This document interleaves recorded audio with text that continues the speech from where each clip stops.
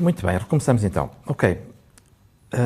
Precisamente, então, como é que nós acabámos de dizer que a nossa tendência é para subestimar e abandonar a aliança terapêutica a partir do momento em que sentimos que temos uma relação boa com os pacientes e isso é muito perigoso, porque numa relação acontece sempre muita coisa e é muito fácil entrar em desacordo, não é? E vamos então falar um bocadinho sobre como é que se constrói ativamente e dinamicamente esta aliança terapêutica. Como é que isso se faz? Ok. Portanto, Requer dois, não é? Requer um cliente e um terapeuta. Sim. Há aqui tantas variáveis, não é? As variáveis do paciente, não é? Pacientes que são tão diferentes, não é? Com estilos relacionais tão diferentes, não é? E terapeutas também são também pessoas, não é? Sim, claro. E também por têm isso- os seus estilos Exatamente. interpessoais. E, portanto, isto é de facto uma arte muito complexa, não é? Uma área muito complexa, a área da relação e da construção da colaboração, não é? Mas como é que podemos Sim. tornar esse processo menos invisível e mais monitorizável e mais regulável?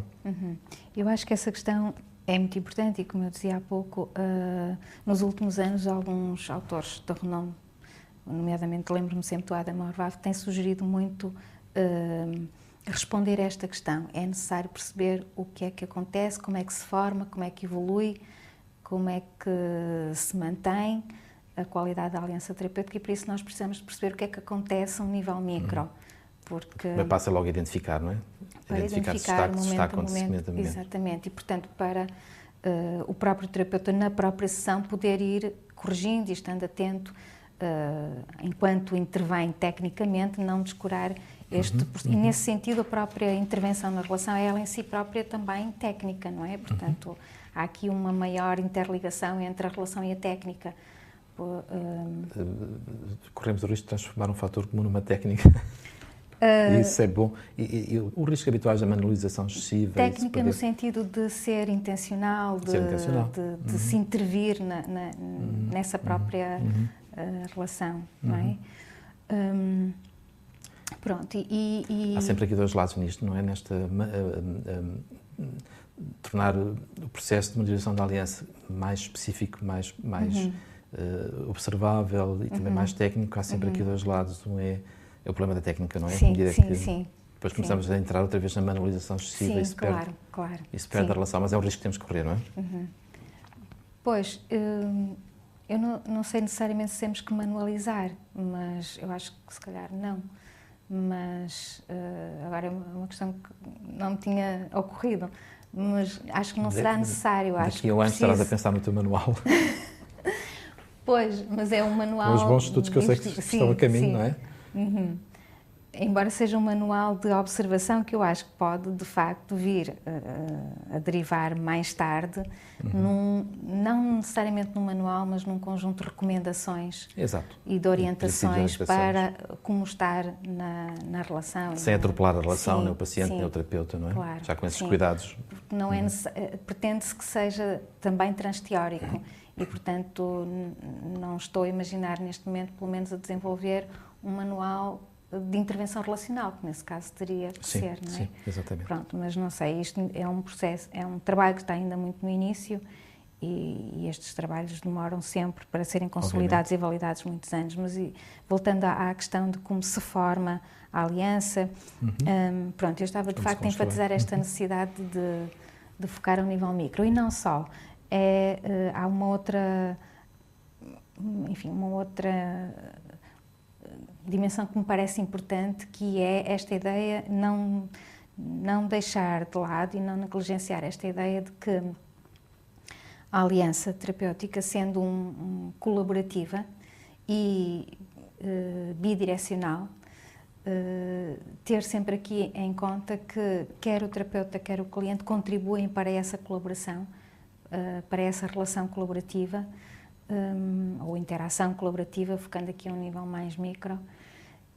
E, portanto, nós temos sempre que ter em consideração a contribuição de ambos, porque nós temos vários estudos em que percebemos como é que o terapeuta contribui. Então, se é importante a aliança, vamos ver, o terapeuta é o responsável por monitorizar e intencionalizar, como é que ele pode intervir nesse sentido, mas não chega. Também temos estudos que mostram como é que o cliente contribui para essa aliança. Para construir ou destruir, não é? Sim, claro, Porque há pacientes que nos conseguem despir das nossas competências como terapeuta, não é? Põem-nos, como é que se diz? Tiramos do sério, desafiam-nos, não é? Os mais difíceis tiramos do sério. Sim. E perdemos competências, não é? Claro, há clientes difíceis, seja, por exemplo, estou-me a lembrar que clientes com perturbação de personalidade são extremamente desafiantes do ponto de vista da formação e da manutenção da aliança terapêutica. E até da relação, não é? Sim. Ao nível mais básico. Sim, no nível do vínculo, claro que sim. E, portanto, eu aqui estou bastante de acordo com os autores que enfatizam, como por exemplo o Atcher, que enfatizam esta mutualidade e esta contribuição mútua de cada um, momento a momento. E, portanto, acontece momento a momento. Mas os teus estudos vão se focar no terapeuta?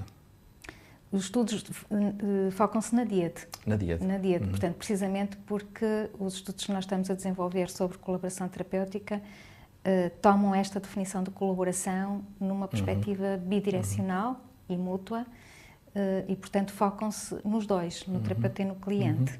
Sim. Não sei, talvez possa explicar um bocadinho este modelo que nós estamos a desenvolver. Portanto, partindo um bocadinho desta ideia de que a colaboração acontece nesta perspectiva mútua e desta questão de como é que então se forma esta colaboração e se desenvolve esta colaboração, há uma outra ideia que a mim não me faz muito sentido e não me faz sentido pensar na aliança ou na colaboração a nível mais micro sem pensar nesta perspectiva de que esta colaboração só faz sentido ser estudada, na minha perspectiva, se for em relação com a mudança, porque na perspectiva da mudança, na perspectiva de que ela contribui para a mudança, eficácia não é? Da psicoterapia, para a eficácia. claro. Não estudamos a colaboração pela colaboração ou a interação pela interação, mas sempre na ligação desta interação com a mudança que está a ocorrer.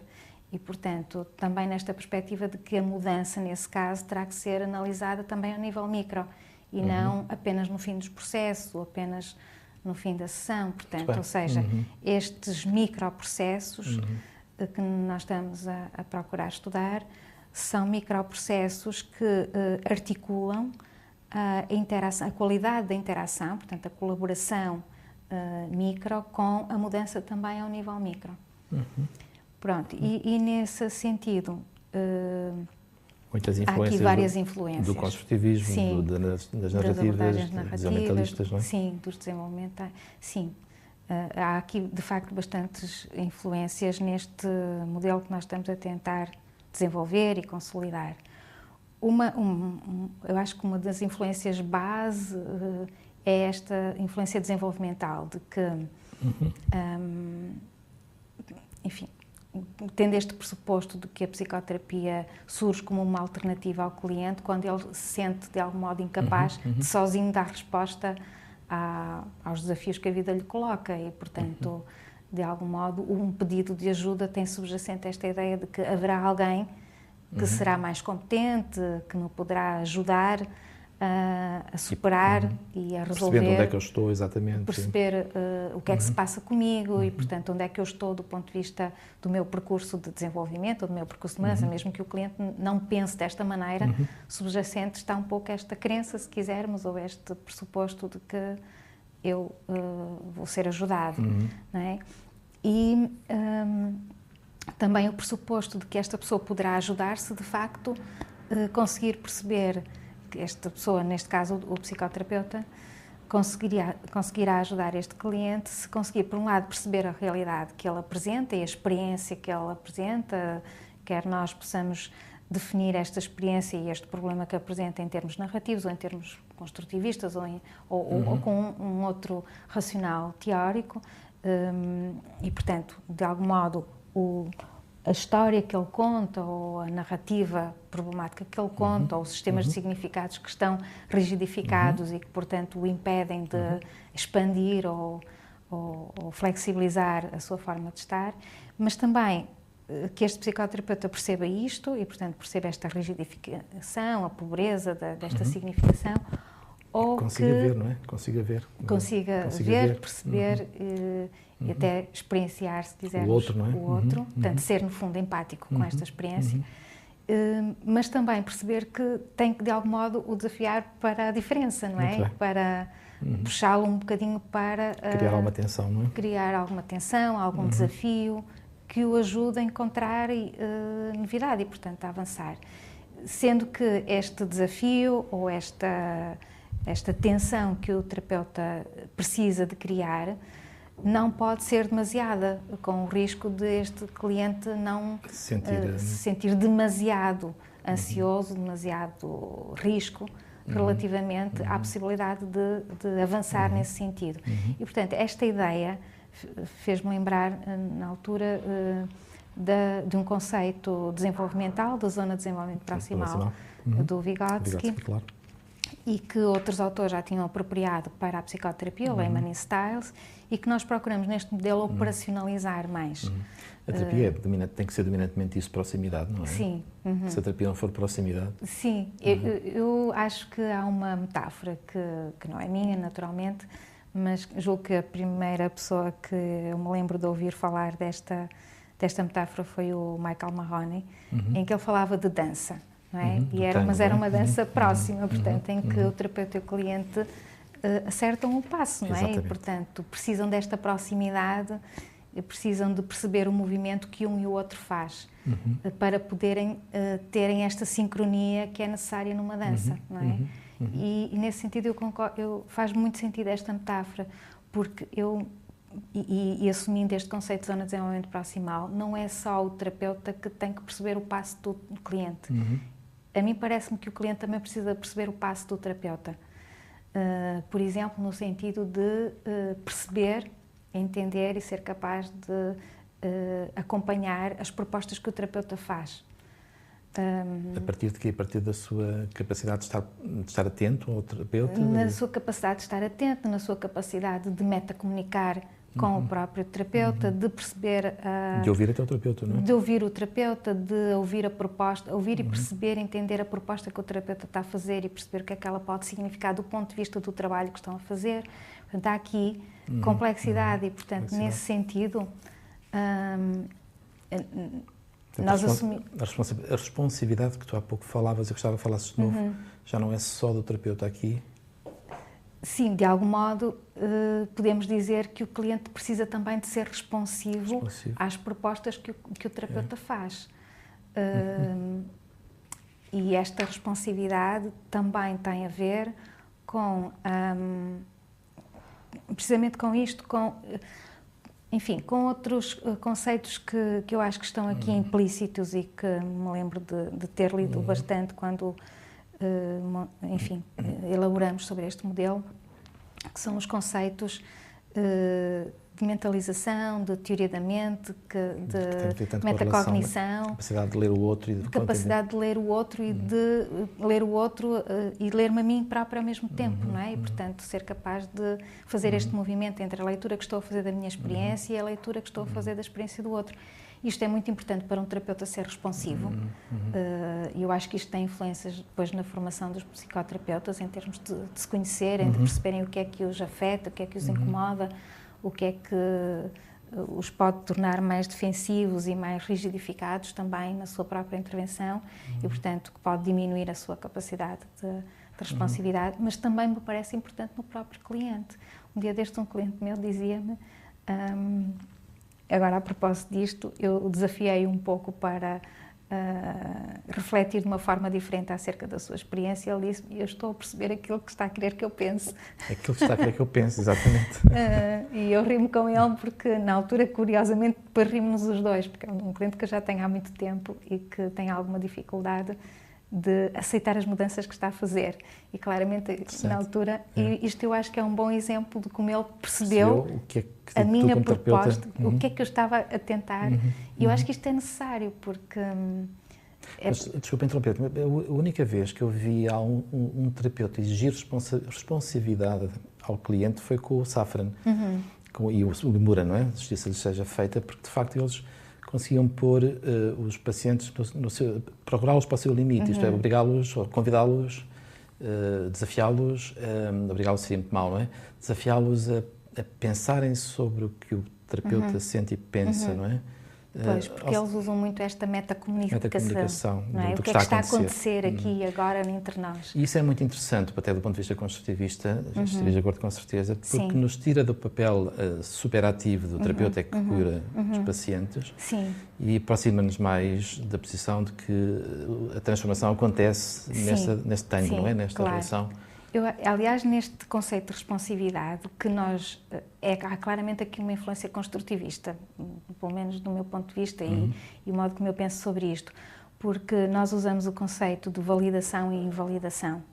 E este conceito de validação e invalidação é precisamente isto, eu valido a significação de uma outra pessoa na medida em que reconheço o significado que a outra pessoa também lhe está a dar e, portanto, isto quer da parte do terapeuta, quer da parte do cliente, portanto, assumindo que, embora nós assumamos no modelo que a resposta de validação e invalidação é da parte do cliente, isto tem precisamente este princípio construtivista de que quando o terapeuta propõe uma determinada intervenção, uma determinada ação, reflexão, convida o cliente a pensar ou a agir de uma forma diferente.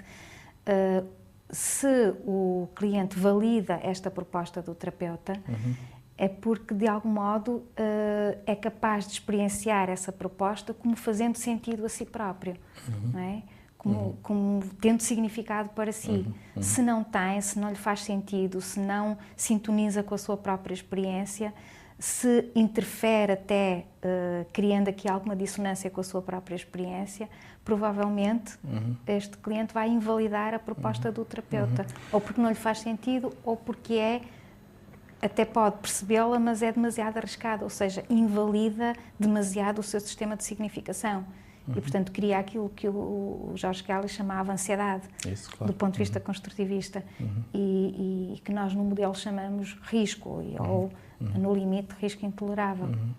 Deixa-me pôr outra questão, porque ainda a propósito da responsabilidade não poder ser só do lado do terapeuta, é porque de facto a terapia é uma relação tão próxima e é um tango a dois, então duas pessoas, isto implica também de alguma forma que o terapeuta esteja lá como pessoa e se autorrevele de vez em quando. Eu acho que sim. Não é? Isso é tão importante. Aliás, vemos um bocadinho isso no modelo do Moreno do Safran, em que o terapeuta consegue falar dos seus estados emocionais internos, que têm a ver com a relação e que são obviamente úteis para o decorrer do processo. Eu julgo que, mesmo que não fale sobre eles, não tenho nada contra a autorrevelação. Sim, desde que ela seja ao serviço do paciente e da relação. Exatamente, e com a ponderação necessária, e portanto que não se invertam aqui os papéis naturalmente. Mas parece importante, nesta medida em que o paciente também quer sentir uma pessoa... Eu acho que é importante que o terapeuta tenha pelo menos consciência desses estados internos e de como esses estados internos estão a interferir positivamente ou negativamente naquele contexto, naquela colaboração da DIAD. Isso parece-me importante. Mas é tão difícil, não é, dizer a um paciente... Quando um terapeuta está a sentir muita dificuldade em estar com o paciente, só estar com o paciente na sala, um paciente, sei lá, um antissocial, ou o que seja, é tão difícil abrir isto e dizer, não é? O que estamos a sentir, quando se calhar para o paciente é óbvio que estamos incomodados, não é? Sim, eu julgo que com pessoas com perturbação de personalidade isto pode ser até extremamente importante. E útil, não é? E útil. Enfim, agora lembrei-me do de imagem, mas... Sim, o de imagem defende claramente isso, no modelo dele, não é? Sim. E acho que em alguns casos, muito terapêutico. Estou-me a lembrar, sei lá, das perturbações de personalidade narcísicas, em que a expectativa de perfeição face ao terapeuta é extremamente importante para eles, em como pode ser importante que o terapeuta revele imperfeição, precisamente para desafiar esta crença exagerada de... Exatamente, e para o paciente parar de desafiar a perfeição do terapeuta, não é? Pois, acho que sim. E, portanto, estamos a construir aliança quando fazemos uma autorrevelação, quando somos responsivos, tudo isto estamos a tentar definir como é que se constrói ativamente a aliança. Sim, numa perspectiva micro e na perspectiva em que nós temos vindo a desenvolver esta aliança e, portanto, nesta dimensão micro da interação colaborativa, esta aliança será construída momento a momento, por esta atenção do terapeuta ao momento, se quisermos, em termos de zona de desenvolvimento proximal deste cliente, aquilo que ele está capaz de evoluir sozinho, experienciar, significar, e o que ele pretende conseguir, e, portanto, a mudança que ele pretende conseguir. Esta aliança ou esta colaboração a nível micro, nós assumimos que acontece quando o terapeuta e o cliente funcionam, interagem dentro destes dois níveis desta zona, não é?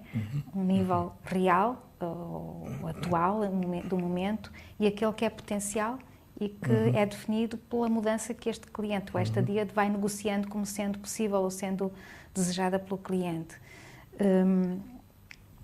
Sendo a relação tão dinâmica, nós temos que pensar, enquanto terapeutas, que a ruptura, que a aliança está sempre em risco, não é? Porque a cada momento o paciente vai para caminhos diferentes, está em áreas diferentes, pode ter esquecido já os seus objetivos, pode ter outros objetivos, a agenda pode ser outra.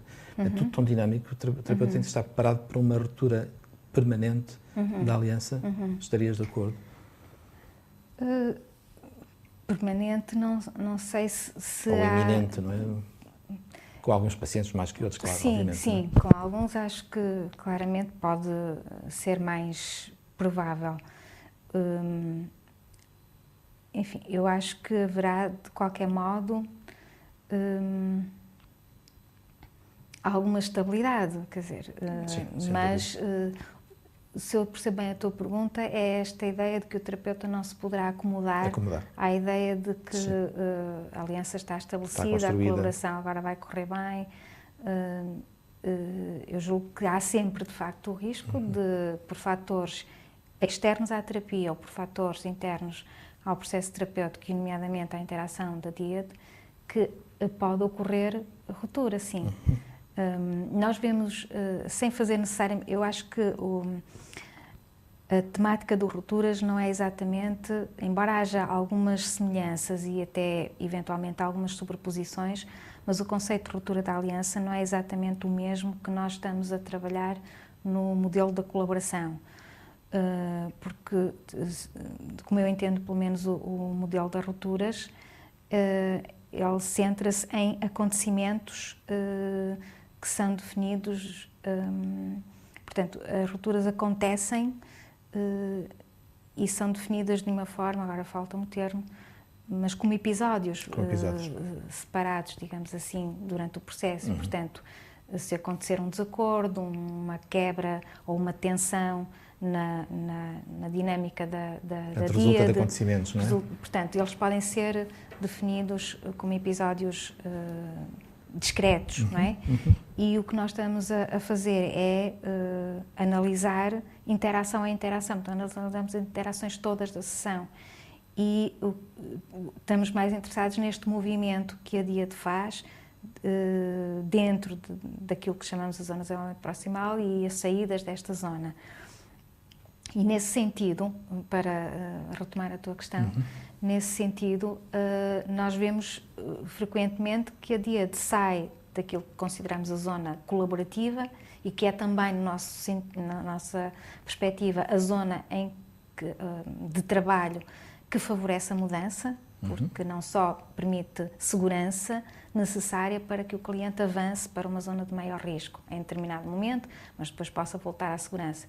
Mas estamos atentos a quando é que esta díade sai para zonas de maior risco ou de invalidação, se quisermos numa perspectiva mais construtivista, por ser demasiado desafiador do sistema de significação daquele cliente. As rupturas então não acontecem em cada sessão? Sim. Não tem que acontecer em cada sessão? As rupturas, tal como elas são definidas, por exemplo, pelo Safran e pelo Muren, como uma quebra da relação, como um desentendimento da díade, são muito prevalentes. A investigação mostra, algumas investigações mostram que, por exemplo, usando o sistema de codificação das rupturas que o Safran e Muren têm usado, o CCR, qualquer coisa? 3 R's, que é o Rupture, Rating, agora está-me a faltar o nome. 3Rs. É 3Rs, pronto, que é baseado no sistema da ARPA. Que é da observação, portanto, que é não da observação, da monitorização. É da observação também das sessões. E há estudos que usam esse sistema e que mostram que, de acordo com esse sistema, 100% das sessões apresentam rupturas. Não quer dizer que sejam grandes rupturas, mas podem ser rupturas com uma intensidade moderada. Quando a investigação sobre rupturas utiliza diferentes metodologias, métodos diretos, indiretos e sistemas de observação. E aquilo que, se quisermos uma conclusão assim mais geral, é de que as rupturas são de facto episódios muito prevalentes nas sessões da psicoterapia. Podem acontecer na maior parte das sessões. O que pode acontecer também é que elas podem ser resolvidas na própria sessão. Lá está, se o terapeuta também estiver atento, se isto for um fator importante para o terapeuta e, portanto, se ele estiver atento e procurar resolvê-la. E isto pode justificar que, por exemplo, mesmo em sessões onde há rupturas da aliança, quando nós vamos avaliar com um instrumento de percepção da aliança, como é o inventário da aliança terapêutica, depois ela é avaliada de uma forma muito favorável. Ou seja, as rupturas são bem-vindas porque podem fortalecer, se devidamente identificadas e reparadas. A investigação mostra exatamente isso. Podem reforçar a aliança e reforçar a relação. E contribuir positivamente para a eficácia da psicoterapia, se são identificadas e resolvidas. Muito interessante, sim. O problema é que quando elas não são resolvidas, de facto, podem derivar em processos de insucesso ou de dropout. Ou derivar, mas contribuir. Contribuir para o insucesso e para o dropout. Para o mal-estar até da relação, se calhar, não é? Sim. Se calhar até para o mal-estar da relação. E nós vemos isso, embora eu tenha dito que, de facto, o nosso sistema não é um sistema de avaliação de rupturas, mas tem, de facto, aqui alguns paralelismos. Nós temos percebido que, por exemplo, em casos de dropout, nós assistimos a uma interação colaborativa que é tendencialmente não colaborativa, ou seja, temos casos de dropout analisados apenas com uma abordagem, portanto, que seguiram uma abordagem narrativa e o que nós assistimos foi que o terapeuta desafia bastante, desde o início, os clientes, embora no início do processo destes casos o terapeuta suporte bastante o cliente, compreendendo o problema deles, o pedido que eles trazem, mas a partir da segunda sessão, praticamente, o terapeuta começa a desafiar estes clientes e eles começam a invalidar este desafio, ou seja, transmitindo esta ideia de que é demasiado arriscado aquele desafio para eles, portanto, não estão preparados para aquela mudança que o terapeuta está a propor. E o que acontece é que nós observamos uma escalada de desafio por parte do terapeuta e uma consistente escalada de risco intolerável, aquilo que nós chamamos de risco intolerável, que é a invalidação das propostas do terapeuta. E, portanto, claramente, se nós estivéssemos aqui a fazer um paralelismo com a ruptura, nós teríamos aqui rupturas de evitamento, provavelmente, ou até de confronto. Mas, do nosso ponto de vista, o que acontece é que, progressivamente, esta díade sai da zona colaborativa e o terapeuta não inverte a sua intervenção, não volta facilmente. Muito interessante, sim. Precisamente, como é que, se calhar, teremos que falar um bocadinho disso a propósito do treino de terapeutas e formação e treino nestas áreas. A pergunta mais interessante é como é que se ajuda os terapeutas a manter essa proximidade colaborativa ou monitorizar, saber que estão nessa proximidade colaborativa, mas se calhar é o tema seguinte que te propunha, está bem? Tá bem. Depois uma pequena pausa. Está bem. Ok.